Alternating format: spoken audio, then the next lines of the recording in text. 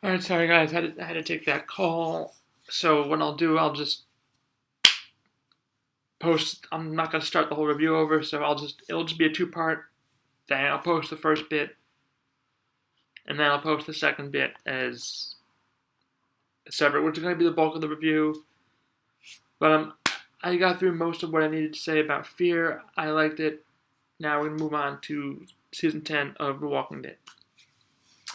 And yes, there will be. I will do prediction. I will do predictions. I have to go through. Actually, no. Episode 2 seems like it's pretty self-explanatory, but I'll go look at the clips and everything and see what I can find before posting predictions. But basically, I enjoyed the premiere. I know a lot of people are getting kind of fed up with the show at this point for whatever reason, boring, stale, blah blah blah blah blah, whatever. I happen to think it still has quite a bit of time left. I know it just got renewed for season 11, so hooray for that. Just broke the news that Maggie is returning. She's returning this season, but like as a recurring role, and then she'll be back as a full time cast member in season 11. Obviously, her other show did not do well and bombed out of the gate, basically. So I never saw an episode, so I have no opinion on that whatsoever. But point is, she's back on The Walking Dead for good at this point. Once whenever they do bring her back, I'm guessing it'll be in the latter half of season 10, but looking forward to that because I know Michonne's leaving probably after the first half, and I think Ezekiel, if I'm not mistaken, is supposed to be leaving too, but we'll see. But I enjoyed the premiere. I like their training. I like the little formation. They have the shields. Everybody has their own role. They have the archers, like old school medieval times. They have their weapons, little slingshots, maces, spears, throwing spears, all that. And I love just the little nuances, little comedy sprinkled throughout, but I like how it bounces from different perspectives of the same time frame. So overall, we have this satellite that's crashing down. That's happening, but they show that event from different communities, from different perspectives. So after the training day, we see all the kids are there. They're playing. Judith is training too. She's fighting. Other kids are there. RJ's there. They're all Oceanside right now training. In case the Whisperers do manage to attack, come back, whatever. And skin mask, which appears to be a Whisperer skin mask, washes up on shore. So that puts them on alert. Aaron's like ready to put everybody on lockdowns. No one leaves, everybody's on lockdown. Michonne, who was originally like that, is now like, wait a minute. Let's not jump to conclusions. We'll send a group out. Be on alert, but no like emergency right now. So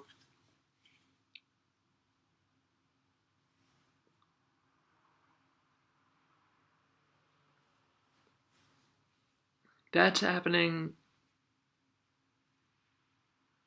And then we get the boom of the satellite, basically. Then, I'm just gonna go over this Oceanside stuff.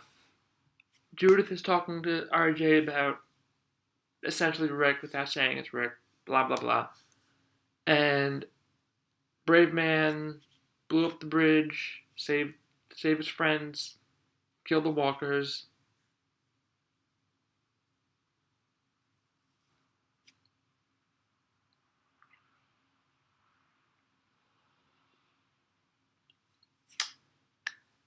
So I'm doing this now without a script next to me, so I'm just thinking. Michonne comes in, gives them, is embracing them, blah blah blah. We hear the boom, and then it cuts to. We see a little bit of Alexandria. Rosita is training. Eugene is charting babies' schedules, sleep schedules, dimensions, height, weight, etc., feeding, sleep, all that stuff. Siddiq is going to be watching the baby, so I guess he has no idea what's going on. Obviously he's still pretty shaken up. He kept flashing back to Alpha and the Whispers and all the events that took place in episode 15 of last season, so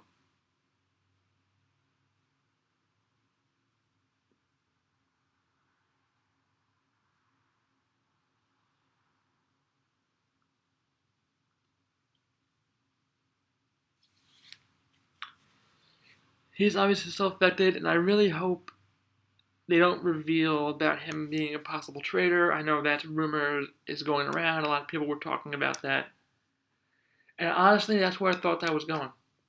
I honestly thought that's where that was going, that he was going to reveal, especially when Alpha was just sitting there. I'm like, oh, crap.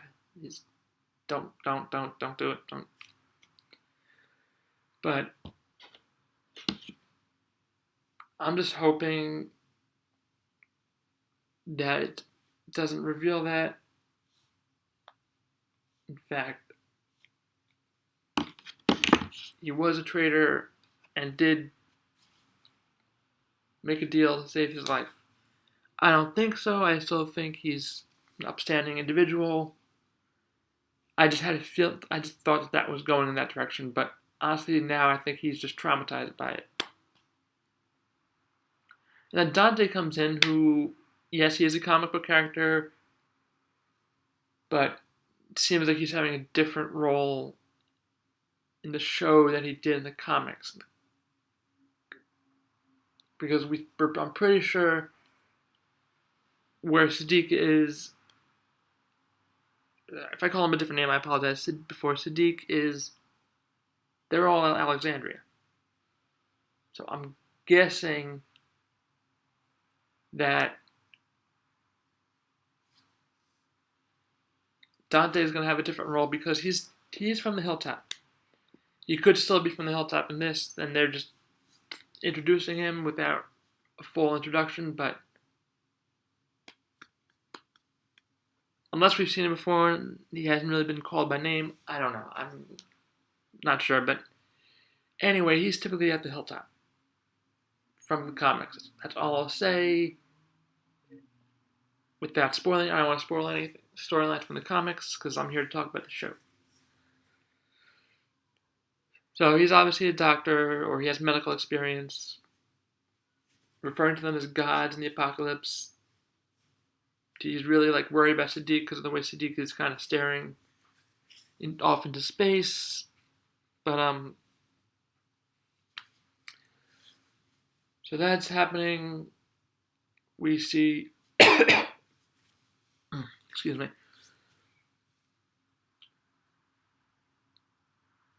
That's pretty much it. Eugene hears the boom. He radios Oceanside. Oceanside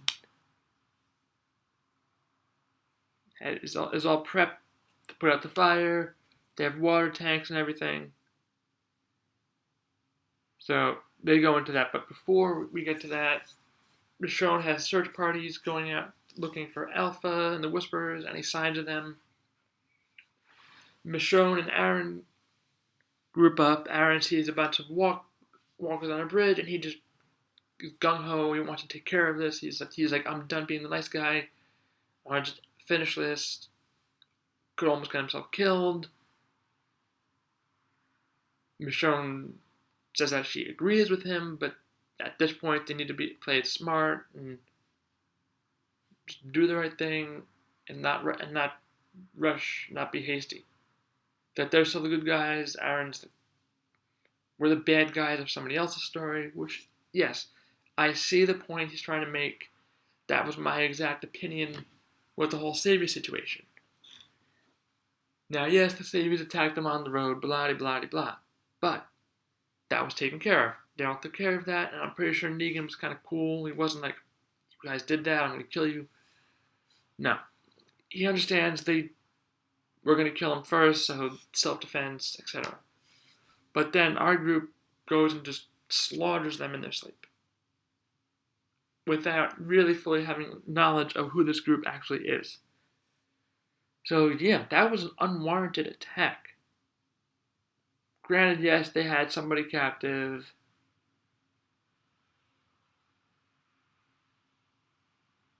but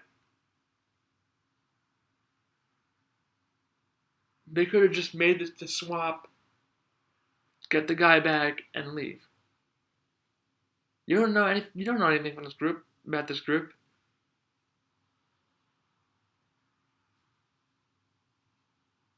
So now they started that escalated a whole series of events that could have possibly been avoided. They could have had a better introduction, could have had a better situation with the Saviors, but it didn't happen. So I see where Aaron's getting at. I do. But they're not the bad guys in the Whisper story. The Whisperers are just sick individuals. Alpha is a sick woman. So they're just sick. Negan had some humanity, and now we see he really is a good person at this point. Cares about Judith, and all, and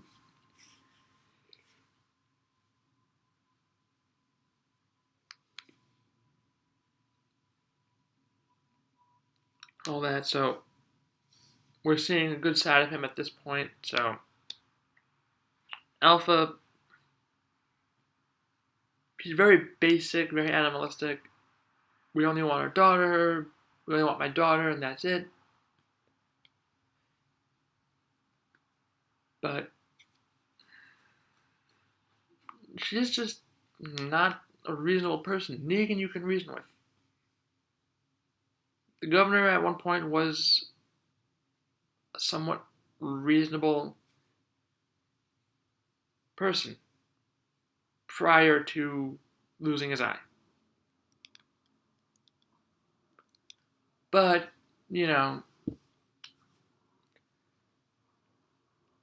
everybody has different perspective, everybody has different point of view, and I think that's what Aaron was trying to get at. That,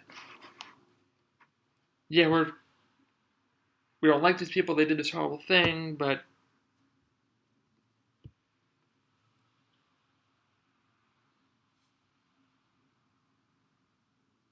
you have to understand the enemy, that they're territorial. They're like animals. They operate in an animalistic fashion where they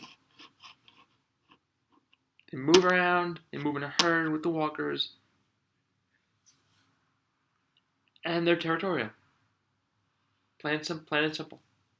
So you gotta understand that. And don't mess with them, they're not gonna mess with you. Now, we didn't know about them when they killed Jesus, so there's no, okay, the hell is this? What's going on? We don't know,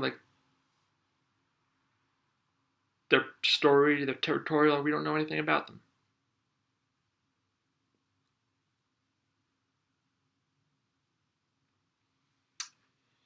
Now we do, and then they still decided to, in this episode, yes, they had to go into their territory to put out the fire, or it would have just spread to everywhere and just burned everything. And of course, Alpha's not going to understand that, but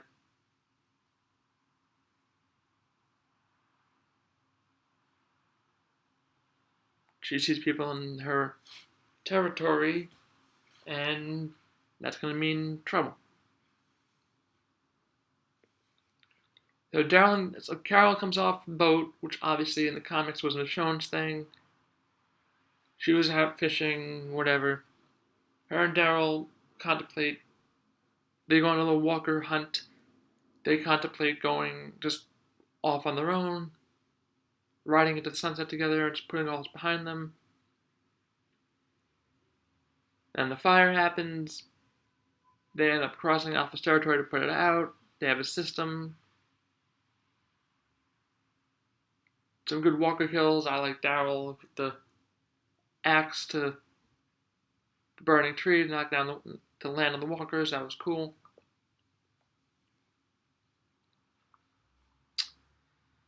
And then Eugene wants to, despite radiation, he wants to salvage stuff from the satellite, so they break that up and bring it back, and just Daryl and Carol share a moment where Alpha showed Daryl her herd for the first time, and then we see Alpha coming out. She sees Carol sees her. They have a little stare down, and so it begins. So I'm just trying to think if I missed anything here.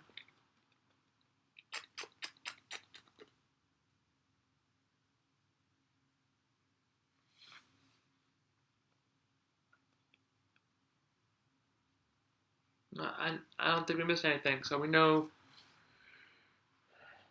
how Gabriel had a little moment. Negan's like, you should lie to basically twist the truth to keep the people safe, is what he was saying. And Gabriel does that. He does basically call a red alert for no reason. And we see that they release Negan with supervised guard duty. I love some of his lines. I'm going to brain someone with a tomato. It's funny, like they're watching him while he's picking tomatoes. And there's a school. It's great. And Lydia apparently is doing well despite not wanting to participate. So that's good. Overall, it was a good episode. Walker kill. It's between Judith and Daryl. Judith's little pop-up stab, and then Daryl with the axe, hatchet. What else? Top 5 moments. I like their system, their training system. Oh, humor with Jerry and Ezekiel always funny. I'm not your boss. Jerry's like, come on, boss, I ain't your boss. I liked all the stuff with Daryl and Connie. So he has his little sign language book in his back pocket, so he's obviously learning sign language. They have a connection. I can see them being a couple. 2 for the stuff at Alexandria with Negan and all that.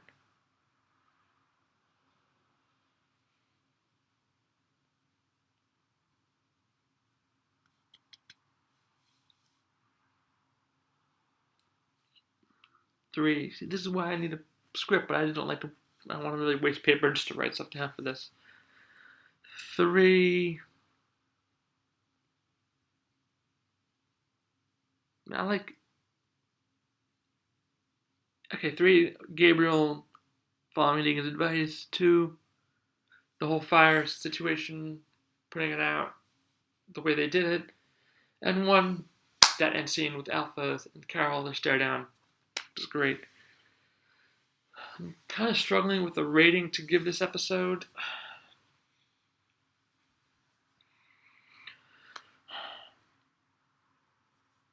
Heck with it. I'll give it a 10. It was a great premiere. It did what it needed to do. Set up the season, set the course, set the speed, the pace, and all that. It was a great premiere. 10 out of 10. So that's going to do it for this video. I'm going to attempt to upload these 2 bits right now. And then I'll see you for the predictions. Peace.